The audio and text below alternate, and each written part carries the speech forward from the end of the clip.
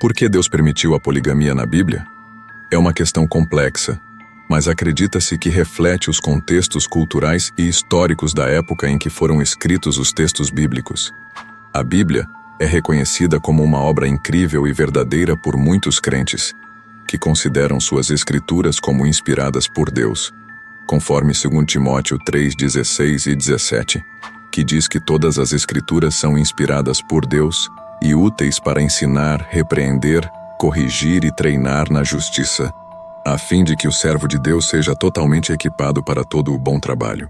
Se a Bíblia tivesse sido escrita pela humanidade, poderíamos ter tentado retratar apenas uma luz positiva sobre nós mesmos. No entanto, acredita-se que Deus é o autor da Bíblia, e através dela, ele nos revela tanto aspectos positivos quanto negativos da natureza humana, fornecendo orientação para viver uma vida justa e em conformidade com sua vontade. A Bíblia, sendo escrita por Deus, revela todas as falhas, erros e más decisões das pessoas que são discutidas nela. Por exemplo, Davi é descrito como um homem segundo o coração de Deus, mas a Bíblia também nos revela que ele teve problemas com mulheres. A Bíblia não foi escrita por seres humanos, mas sim por Deus. No entanto, permita-me advertir que você deve ter muito cuidado ao ler a Bíblia. Tenha muito cuidado ao ler a Bíblia. Digo isso para que você entenda que apenas porque algo está escrito na Bíblia ou registrado nela, não significa que Deus tolera o que foi escrito. Algumas das coisas na Bíblia são escritas como registros históricos, descrevendo o verdadeiro curso da história e o que estava acontecendo naquele momento. É importante entender isso porque às vezes lemos coisas no Antigo Testamento e acreditamos que Deus aprovou esses atos, comportamentos ou práticas sobre as quais estamos lendo. Mas isso não é necessariamente verdade. Existem coisas na Bíblia que são declaradas como fatos históricos, e não como prescrições ou doutrinas para seguir. A Bíblia é um registro histórico preciso do que aconteceu, mas isso não significa que Deus tenha perdoado ou aprovado todas as ações e comportamentos das pessoas mencionadas nela. Significa simplesmente que Deus cuidou para que você descobrisse a verdade sobre o que aconteceu. Você deve ter muito cuidado ao atribuir a Deus a responsabilidade por tudo o que leu na Bíblia. A pergunta de hoje é: por que Deus permitiu a poligamia na Bíblia? Existem denominações que se descrevem como grupos cristãos que encaram a poligamia como uma doutrina bíblica e algo que Deus permite. Não apenas permite, mas aparentemente sanciona. Isso se deve ao fato de que várias figuras proeminentes do Antigo Testamento eram polígamas, incluindo Abraão, Davi, Salomão e muitos outros. Por exemplo, o livro de Ben-Reis descreve que Salomão teve várias centenas de esposas e várias centenas de concubinas, que eram essencialmente esposas de status inferior. 1 Reis 11:3. Deus é considerado o inventor do casamento e estabeleceu padrões para o casamento de acordo com sua vontade divina. O casamento não é uma instituição criada pelo homem, mas sim por Deus. Isso levanta questões sobre se Deus realmente permite que os crentes pratiquem a poligamia. Se a resposta for não, então por que foi praticada no Antigo Testamento pelos israelitas? Essas são algumas das perguntas que as pessoas fazem sobre a poligamia e a visão bíblica dela, requerendo um estudo cuidadoso. As Escrituras revelam que Deus não permite a poligamia, e apenas as pessoas que desejam justificar seus desejos pecaminosos usarão os heróis do Antigo Testamento como justificativa para isso. Vamos descobrir o que Deus pretendia que o casamento fosse, conforme registrado em Gênesis 2:18, onde o Senhor Deus disse: "Não é bom que o homem esteja só. Farei para ele uma ajudadora que lhe seja idônea." Desde o momento em que Deus instituiu o casamento, sua vontade era que um homem se casasse com uma esposa, e não com esposas. Deus não disse que faria várias ajudadoras de carne para ele, mas uma ajudadora adequada. Isso nos dá a ideia de que uma mulher é suficiente para um homem de acordo com o padrão de Deus para o casamento.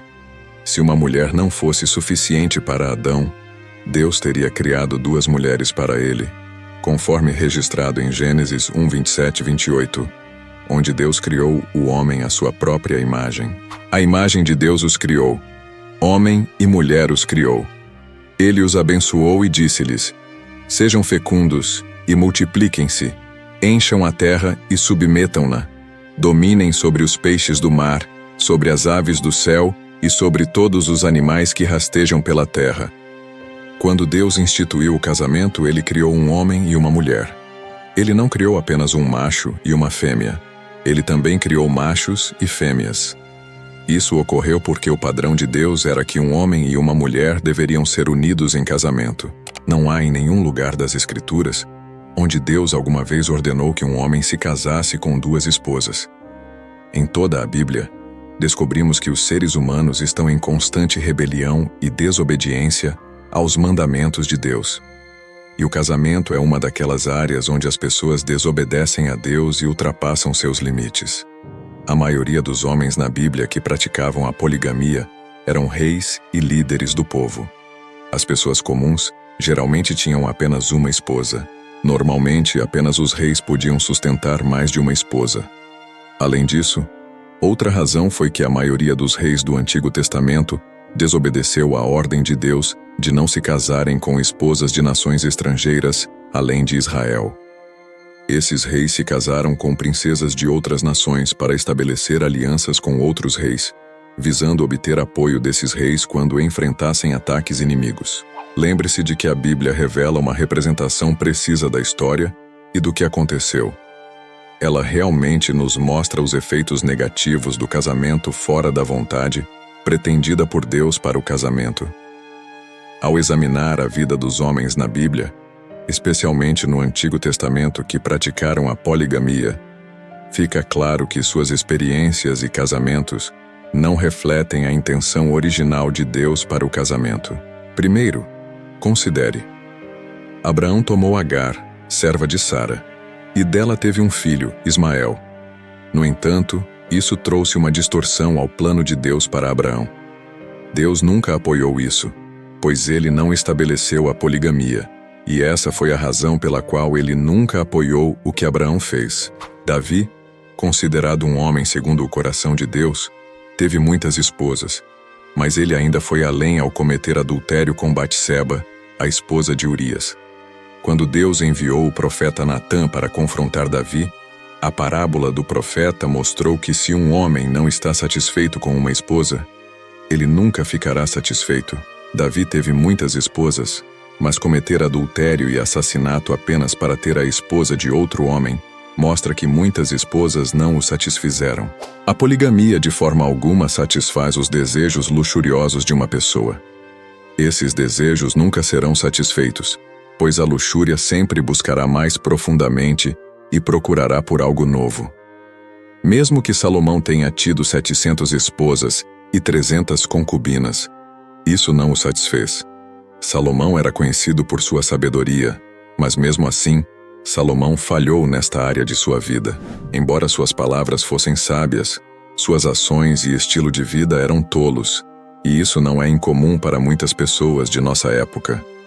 Apesar de ter encontros com Deus durante toda a sua vida, as esposas de Salomão desviaram seu coração para longe do Senhor, e ele morreu distante. No final de sua vida, Salomão admitiu que tudo o que ele fez foi em vaidade. Devemos notar que, embora os patriarcas do Antigo Testamento sejam exemplos de fé para nós, eles não são nosso padrão quando se trata de moralidade. Nem tudo o que os homens fizeram no Antigo Testamento era reto e moral. Por exemplo, Moisés matou um homem. Nenhum deles era perfeito. O único homem perfeito na história foi e ainda é Jesus. Jesus viveu, morreu e ressuscitou com uma vida perfeita.